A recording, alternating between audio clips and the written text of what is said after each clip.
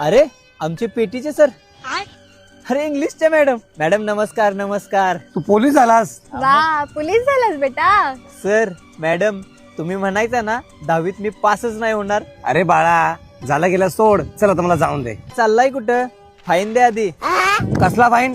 हा कसला फाईन? माझ्याकडे गाडीचं कागदपत्र आहे, गाडी ओके, हेल्मेट आहे, सगळे माझ्याकडे क्लिअर आहे. काय लायसन. लायसन पण आहे.